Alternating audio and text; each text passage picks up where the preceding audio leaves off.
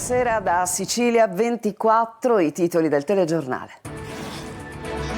Catania, sparatoria in piazza Palestro, ferito gravemente un 21enne davanti a decine di persone. Padre suicida a Palermo, in 2 lettere il dolore e lo sfogo dell'uomo per le vessazioni subite da parte della figlia. Mi hai distrutto la vita, dovrai vedertela con Dio. Sanità siciliana nella bufera. Dopo le morti sospette, il presidente della regione incontra i vertici dell'ospedale Villa Sofia. I medici al contrattacco lamentano carenze e minacce subite. Ponte sullo Stretto, respinta class action di 104 cittadini contro l'opera. Il Tribunale delle Imprese ha dichiarato inammissibile il ricorso. A Catania, finanziati 350.000 euro per riqualificare via Toledo, una zona in pieno centro, ostaggio dell'illegalità e del degrado. Catania, gravi rischi legati all'uso della cannabis, i risultati di un nuovo studio esposti all'Istituto Vaccarini di fronte a una platea di giovani. Calciomercato ad Amonis sul Tirol, Popovic alla Puteolana e Silvestri alla Triestina, le prime 3 cessioni ufficiali del Catania.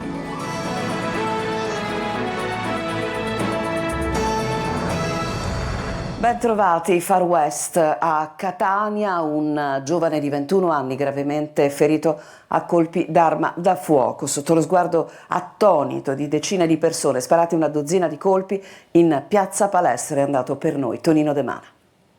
Un agguato in piena regola, con l'obiettivo di uccidere, tanto spregiudicato da sparare una raffica di colpi in piazza Palestro, cuore pulsante di Catania, sotto lo sguardo attonito dei passanti. Poco distante era in corso di svolgimento un funerale con numerose persone davanti alla chiesa. Una dozzina i bossoli trovati per terra, sparsi dalla piazza alla fontana e la rotatoria. Bersaglio dei sicari, giunti scooter, un giovane di 21 anni che appena sceso dall'auto, che vedete, è stato raggiunto da diversi colpi d'arma da fuoco alla schiena. Il giovane, trovato a terra dagli agenti delle volanti intervenuti in seguito ad una telefonata al 112, è stato trasportato con un'ambulanza del 118 al pronto soccorso dell'ospedale Garibaldi Centro, dove è arrivato in codice rosso per poi essere sottoposto ad una delicata operazione al torace. La prognosi è riservata. Sul posto sono intervenuti gli agenti della scientifica che hanno delimitato una parte della piazza per effettuare i rilievi del caso. Sull'accaduto indaga la squadra mobile. E ci sono particolari davvero sconcertanti nella storia del padre suicida a Palermo. In 2 lettere il senso di questo gesto per un uomo che era praticamente distrutto dal modo, dai comportamenti della figlia. Adesso si legge: ti porterai per sempre questo fardello. Marco Gullà. Mi hai distrutto la vita, sei un'abile manipolatrice. Il papà suicida di Palermo ha lasciato 2 lettere e un testamento prima di impiccarsi nella sua abitazione. Da quei fogli emergerebbe il grido disperato contro la pressione psicologica e le richieste economiche della figlia, 14enne all'epoca dei fatti e ora 15enne, già mamma. In una delle lettere indirizzate alla figlia, l'uomo, trovato impiccato dal figlio, scriveva: estorcermi migliaia di euro, farmi gonfiare di botte, distruggermi la macchina, sputato, deriso, visto come un mostro che non sono. Adesso te la devi vedere con Dio e portarti per tutta la vita questo fardello, la mia morte e la distruzione della tua famiglia. Credimi, scrivo con tanto dolore dentro. Ti ringrazio di tutto, anche di non avermi fatto conoscere mio nipote. Vorrei perdonarti, ma non ci riesco. Non rabbia, ma disprezzo, lo stesso disprezzo che hai per me. Parole forti, dure, che l'uomo ha scritto prima di suicidarsi. Nel carcere minorile di Malaspina è rinchiuso il fidanzato della figlia del papà suicida. Le richieste di denaro erano quotidiane. Versami 50 euro per il papà del mio fidanzato, scriveva la ragazza. È detenuto. Proprio sul passato da pregiudicato del suocero, la figlia faceva leva per minacciare il padre. Se non mi dai 1.000 euro, scriveva in un WhatsApp, dico tutto al papà del mio ragazzo e ti faccio ammazzare per davvero. E poi le richieste anche del fidanzato della figlia: 500 euro per la PlayStation, un finanziamento per acquistare un ciclomotore, soldi per giocare d'azzardo. Una ragazzina, poco più che bambina, e il fidanzato, figlio di un pregiudicato, sono accusati di estorsione aggravata e di avere sostanzialmente indotto l'uomo al suicidio. Passano al contrattacco i medici del Trauma Center di Villa Sofia a Palermo, sotto accusa dopo 2 morti di pazienti in attesa di interventi in ortopedia. Il pronto soccorso al collasso per carenza di personale e gli strumenti mancano, i medici sono sotto continua minaccia da parte dei pazienti. Intanto il presidente della regione incontra i vertici dell'ospedale Manlio Viola. Sale la tensione intorno alla sanità siciliana che non funziona e sale la tensione soprattutto intorno all'ospedale Villa Sofia di Palermo, dove nelle ultime settimane sono 2 i pazienti morti in attesa di un intervento in ortopedia. Si tratta delle vicende più drammatiche legate comunque a un pronto soccorso al collasso a prescindere, con pazienti che restano in attesa nei corridoi anche 2 o 3 giorni. Ma i medici non ci stanno ad essere additati come i responsabili. A parlare è il direttore del Trauma Center di Villa Sofia, Antonio Iacono, che è anche consigliere dell'Ordine dei Medici. Lavoriamo, dice, ormai in un contesto di profonda crisi operativa in ortopedia come in tutti gli altri reparti. Cronica mancanza di personale, risorse e medici sotto continue intimidazioni, denuncia il primario, secondo il quale sono proprio loro i destinatari della frustrazione dei pazienti. Secondo quanto riferito da Iacono, alcuni pazienti e familiari, esasperati dai tempi di attesa e dalla situazione di emergenza nei reparti, hanno minacciato in questi giorni i medici di rivolgersi alla stampa o ai propri legali con verbali formali qualora non fossero stati visitati immediatamente. Intanto il presidente dell'Ordine dei Medici, Toti Amato, ha convocato il primario di ortopedia di Villa Sofia, Davide Bonomo, al prossimo Consiglio dell'Ordine previsto domani per discutere della situazione e raccogliere proposte concrete per garantire la sicurezza dei sanitari. Nel pomeriggio di oggi invece il presidente della regione Renato Schifani ha incontrato a Palazzo d'Orlane il direttore sanitario e quello amministrativo dell'azienda ospedaliera che lui stesso aveva convocato. Schifani minaccia di far cadere teste se i dirigenti delle strutture sanitarie non si dimostreranno all'altezza di fronteggiare la situazione. E intanto un dato è certo, i medici fuggono dal sistema sanitario pubblico, molti siciliani preferiscono farsi curare al nord. Le gravi carenze strutturali allontanano la Sicilia dal resto d'Italia. Adelaide Barbagallo. Abbiamo pronto soccorsi con 2 medici, questo solo nella provincia di Catania, questo è veramente uno scandalo. Ai concorsi non si presenta nessuno, un motivo ci sarà. Il giovane non vede più la struttura pubblica come sistema attrattivo, ma come un sistema che è portatore di problemi, di cause, di percosse.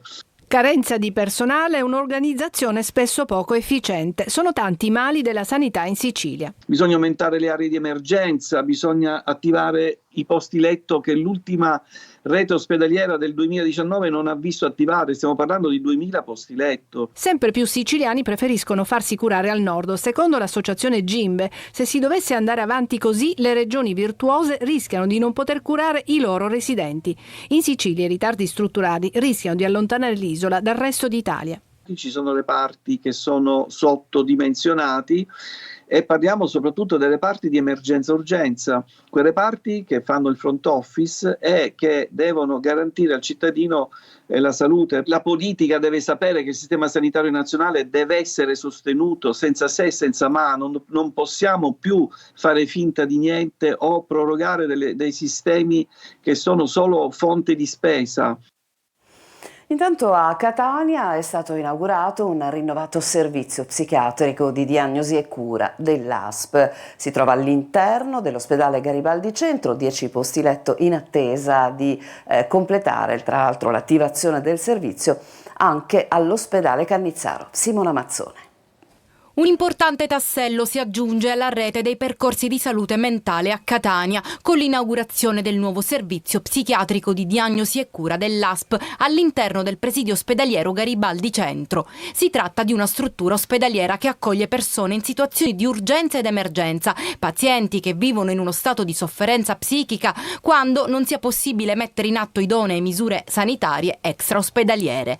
Questi locali sono stati oggetto di corposi interventi di ristrutturazione eseguiti dall'Arnas Garibaldi e presentano alti standard di comfort e sicurezza. La realizzazione di questo sito è conseguenza dei lavori di ristrutturazione che sono iniziati all'ospedale Garibaldi, con la prospettiva che al completamento dei lavori avremo un'ulteriore sede operativa dove dare supporto e offerta ai pazienti bisognosi di cure. Il servizio è dotato di 10 posti letto e sarà operativo dal prossimo 10 gennaio in attesa di completare l'attivazione del servizio anche al Cannizzaro, dove si stanno realizzando lavori di ristrutturazione. Rimettiamo a disposizione posti letto per l'utenza, posti letto che fanno parte di un bacino territoriale e ospedaliero, ed è un esempio virtuoso di come lavorare insieme produca risultati che valgono per tutti. Gli ambienti dedicati alle attività occupazionali, agli interventi psicoterapici, all'intrattenimento e alla riabilitazione sono ampi e luminosi proprio per rendere più confortevole la condizione del ricovero ospedaliero.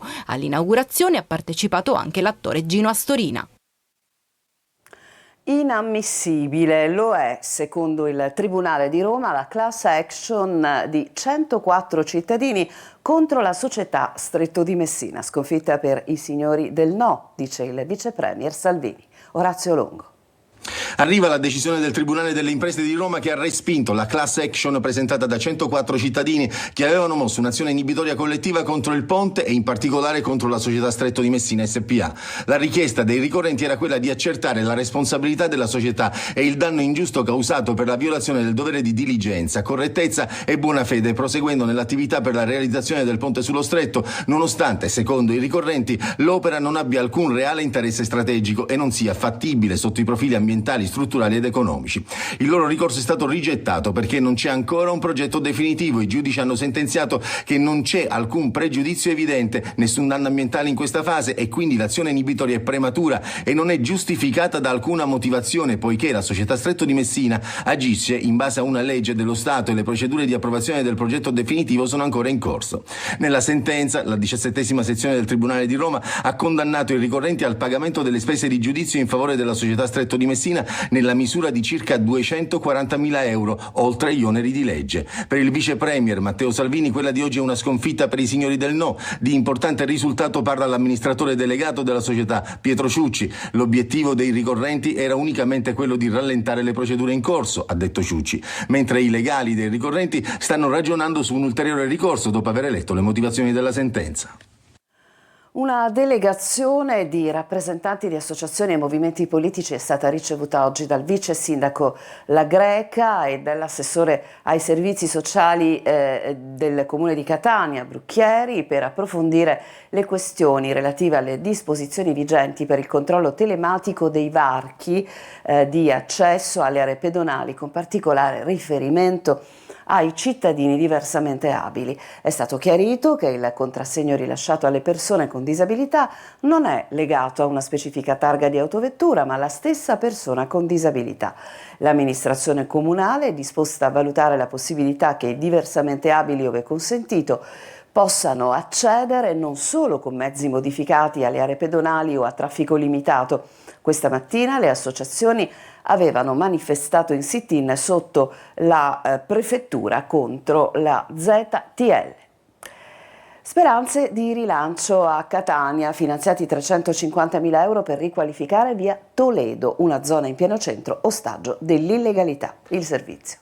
La terra dei fuochi a pochi metri dal porto di Catania e dalla nuova pista ciclabile. Nelle immagini che vedete un uomo brucia guaine per racimolare pochi euro di rame. Poco più avanti un albero di Natale piantato da una residente, sradicato dall'aiuola e bruciato in quel che una volta era un campetto di calcio. Scene di ordinario degrado in via Moncada e in via Toledo, quest'ultimo oggetto di un intervento di riqualificazione da 350.000 euro inseriti nell'ambito dell'ultima finanziaria regionale. Soldi che serviranno ad una bonifica della zona dove attualmente si trovano tonnellate di rifiuti. Speriamo che con questo finanziamento della Regione si riesca a dare un po' di luce a questo centro. Basterà soltanto togliere i rifiuti da questa zona? È chiaro che no. In questo luogo fino al 1999 c'era un asilo, adesso restano soltanto lo scheletro, la spazzatura e i ricordi del custode. Era un asilo 23 anni fa, c'è più di 100 bambini, questo è un quartiere molto pulito. Dopo 23 anni e c'è questa schifezza, un degrado enorme. A microfoni spenti, alcuni residenti che hanno chiesto l'anonimato per evitare ritorsioni parlano di una zona invivibile e pericolosa dove regnano spaccio di droga e prostituzione. Quasi nascosta dal nastro e da improvvisate barriere si scorge una scritta in colore rosso: Catania pulita. Non sappiamo se auspicio, goliardata o beffa. A Messina il presidente della regione Schifani e il sindaco Basile per il progetto di rigenerazione urbana dei quartieri di Camaro e Visconte, un incontro istituzionale ma anche di valenza politica. Francesco Triolo. Un grande progetto di rigenerazione urbana, un'area di 230.000 metri quadrati da valorizzare, è il secondo passo della riqualificazione di Messina, lo step successivo che arriva dopo le demolizioni. Tutto scritto nel piano città degli immobili pubblici che questa mattina è stato presentato al comune dal sindaco Federico Basile e dal presidente della regione Renato Schifani. Una presenza, quella del governatore, che va oltre l'aspetto istituzionale, che segna l'avvicinamento ormai consolidato del movimento di Cateno De Luca al centrodestra. Il CABIS, questo il nome del progetto, dalle iniziali di Camaro e Visconte, le zone interessate, vuole recuperare 280 abitazioni, non baracche, invece di demolirle, così da non sradicare i residenti nati e cresciuti nei due villaggi. Negli anni in cui le case saranno oggetto di ristrutturazione, i cittadini andrebbero ad abitare nelle due vicine caserme riconvertite in alloggi di transito. L'area interessata dal progetto CABIS va dalla baraccopoli di Camaro, passando per l'ex polveriera, fino alla baraccopoli di Visconte. È qui che sorgerà una città nella città, dotata di ampie aree verdi, quartieri ecologici, spazi e servizi per la libera fruizione e la socialità. Si raggiunge un obiettivo, quello della collaborazione istituzionale tra i vari livelli dello Stato, e questa sinergia favorisce la crescita e la qualità della vita dei cittadini. Ci sono centinaia di miliardi di immobili che appartengono allo Stato, non utilizzati dallo Stato, utilizzati dai cittadini in uno stato di abbandono. Si è fatto un salto di qualità oggi e penso e spero che se ne facciano tanti altri. Nel pomeriggio invece Schifani e Basile faranno un sopralluogo nell'area ex Sanderson, trasferita di recente al comune di Messina, che ora potrà avviare una programmazione concreta per la valorizzazione e il recupero dell'area. Adesso ci fermiamo, c'è una pausa, torniamo tra poco, andremo a Catania per ascoltare quelli che sono i risultati di un'ultima ricerca che mette allarme sui rischi per l'uso di cannabis. A tra poco.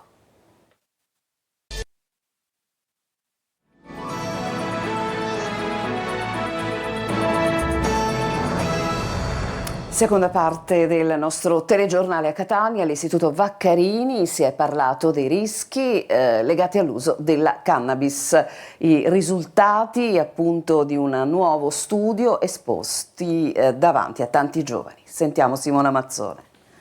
I rischi legati all'uso della cannabis sono innumerevoli, maggiori di quanto si pensi, ma la vera notizia è che i giovani, soprattutto fino ai 15-16 anni, non ne sono a conoscenza. In questo senso è stato formativo e informativo l'incontro all'Istituto Superiore Vaccarini di Catania, dove vi è anche un indirizzo sportivo, tenuto dal professor Filippo Caraci, ordinario di farmacologia all'Università di Catania, che ha parlato ai ragazzi per sfatare alcuni miti e chiarire parecchi dubbi. Le attuali evidenze scientifiche suggeriscono che con le grandi quantità di THC, di questo principio attivo che c'è nella cannabis, già superiori ai 5 mg per sigaretta, possono causare una disfunzione cognitiva, cioè in sostanza un calo della memoria, della concentrazione. Non c'è grande consapevolezza sul danno neurotossico. Parlarne aiuta a conoscere i rischi cui si va incontro, anche perché la maggior parte dei ragazzi è disinformata. Per noi ragazzi è molto importante conoscere questi rischi perché molti non sono informati e soprattutto su quelli che ne fanno uso. Tu conoscevi tutti questi rischi che ci sono dietro alla cannabis?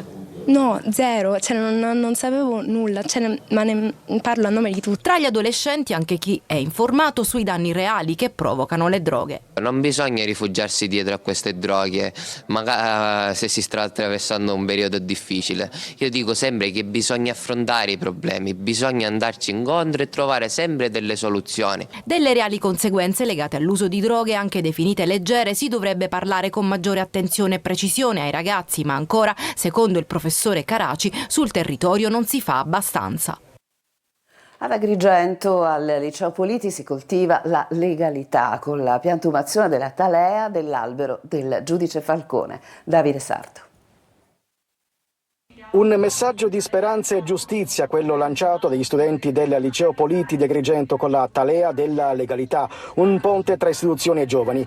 Un momento di confronto sui valori della legalità che ha coinvolto studenti, istituzioni e associazioni. Io spero che da questo momento di confronto si possa anche evincere dalle giovani generazioni un segnale di speranza per questo territorio.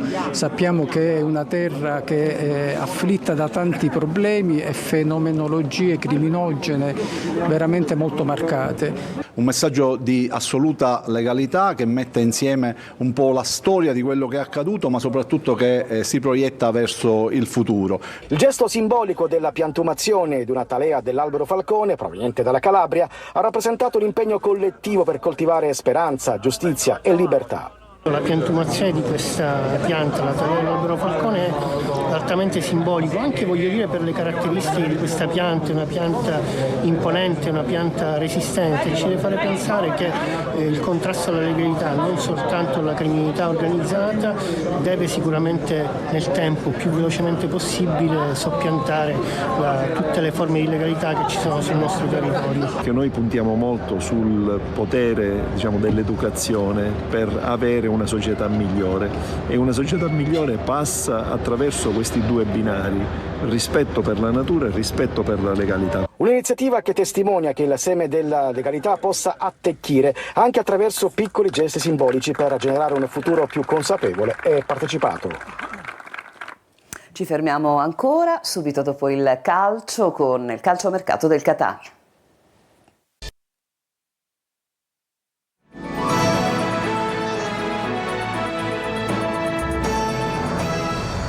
Siamo tornati in studio per il calcio. 3 giocatori lasciano il Catania. La società lavora per completare altre cessioni di atleti che non rientrano più nei piani per completare l'organico. Tra l'altro, appunto, serve ancora un portiere e un difensore. Marco Carli. Cessioni in casa Catania, quello che serve almeno una parte per cominciare il mercato, che come risaputo doveva partire dagli esuberi o dai giocatori che non fanno più parte del progetto. Uno fra questi, lo sappiamo, è Adamonis, che oggi è andato ufficialmente al Sud Tirol. La formula: prestito con obbligo di acquisizione a titolo definitivo per gli altoatesini al verificarsi di determinate condizioni. Lascia il Catania anche Popovic, che va in prestito alla Puteolana dopo che di lui si era parlato per il Paternò. Invece ecco la formazione campana di Serie D che servirà al giocatore per accumulare minuti preziosi in campo. Fatta anche per il trasferimento di Silvestri alla Triestina, il giocatore finito fra gli atleti in esubero era arrivato per la sua seconda avventura in rossazzurro nelle ultime ore del mercato estivo della scorsa stagione.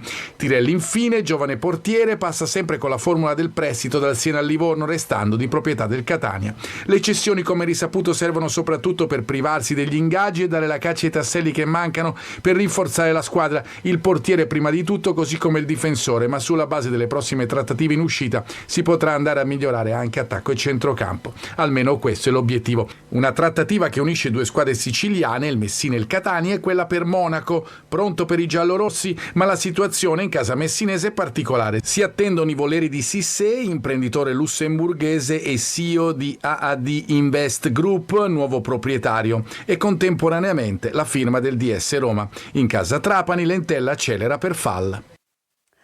Il telegiornale è finito, a tutti voi grazie per averci seguito e buona serata.